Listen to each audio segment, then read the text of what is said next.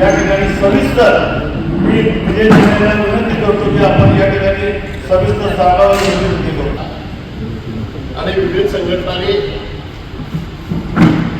त्या संदर्भामध्ये हरीश सर आपल्या इथे नागपूरमध्ये एक तक्रार दिली आणि त्या संभाषणामध्ये छत्रपती शिवाजी महाराजांचा अवमान झाला आणि म्हणून त्याला त्वरित अटक करायची मागणी केल्यानंतर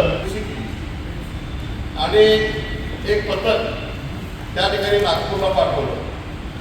खरं म्हटलं तर काल इसम ज्या भाडेपट्टी संरक्षण असताना हा इसम त्या घरात गेला कसा मग तो कुठं गेला याचा शोध करायला पाहिजे. तो शोध पोलिसांच्याकडनं झालेला नाही, गृह खात्याकडनं झालेला नाही, महाराष्ट्र शासनाकडनं झाला केला.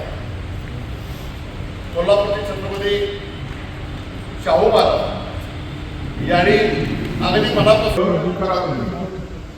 कोरटकर बोलतोय, कोश्यारी बोलताय, छत्रपतीबद्दल बाबासाहेबांबद्दल बोलतोय. हे महाराष्ट्राच्या लोकशाहीचा अंमलात आल्याने आपण महाराष्ट्राने वस्तू निषेध करू का मुख्यमंत्र्यांचा मुंडे तर आले हात घेतला की कधी घेता घ्या.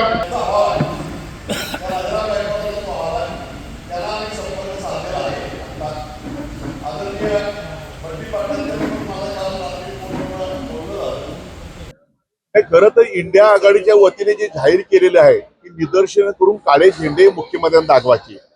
प्रशांत कोरटकर हा कुठला, हा नागपूरचा, गृह खातं मुख्यमंत्र्यांकडे आहे. हा सापडत कसा, पण सापडला तर तुम्ही हायकोर्टमध्ये अपील करून त्याचा बंदोबस्त करणं गरजेचं आहे. उठसूट शिवरायांचा, संभाजीरायांचा अपमान करायचा, धमक्या द्यायच्या इतिहासाला, आमच्या इतिहास तज्ञ लोकांना, आमच्या इंद्रजित सावंतला, ही कुठली पद्धत चाललेली आहे?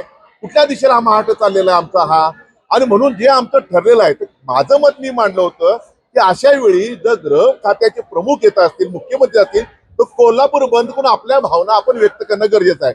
परंतु इंडिया आघाडीचं मत सगळ्यांचं असं आहे की उद्या परवा ह्या 2-3 दिवसात परीक्षा सुरू आहेत आणि त्यामुळे कोल्हापूर बंद न करता विद्यार्थ्यांचं नुकसान होऊ नये, विद्यार्थी त्रास होऊ नये म्हणून कोल्हापूर बंद वगळून त्यांना आपण काळे झेंडे दाखवायचा आपण निश्चित केलेला आहे. एकत्र येऊन मोठ्या प्रमाणात निषेध करायचा. कोरटकरला कुठल्या परिस्थितीमध्ये जेरबंद करा, त्याचा बंदोबस्त करा, ही मागणी आमची कायम आहे. आणि त्यांनी याच्या आधी तरी केलं तर आम्हाला आनंद, त्यांचा आम्ही स्वागत करू.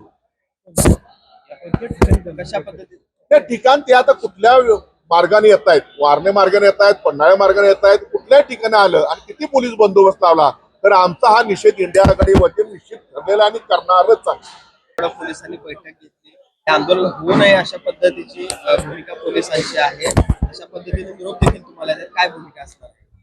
नाही, एकतर काल पोलिसांच्या जिल्हा पोलीस प्रमुखांनी राजवाडा पोलीस स्टेशनला बैठक बोलवली. त्यावेळेला त्यांनी विनंती केली की तुम्ही हे निदर्शनं थांबवा, मुख्यमंत्र्यांचा कार्यक्रम आहे. महाराष्ट्रामध्ये हे नवीन सरकार जे आलेलं आहे, या सरकारचं आंदोलन करणाऱ्यांच्या विरुद्ध दडपशाहीचं धोरण आहे. आम्ही कालही त्यांना सांगितलं, आम्ही आमच्या भूमिकेशी ठाम आहोत. आम्ही कुठंही कधी कशी निदर्शनं करून आम्ही जाहीर केलं होतं.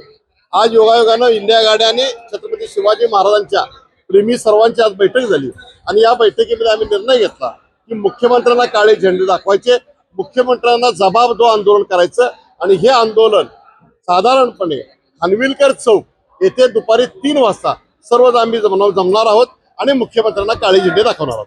पोलिसांनी आतापर्यंत पोलिसांचा हे बघितला तर प्रमुख जे आंदोलक आहेत त्यांना आधीच ताब्यात घेण्याची प्रक्रिया पोलिसांकडून होते.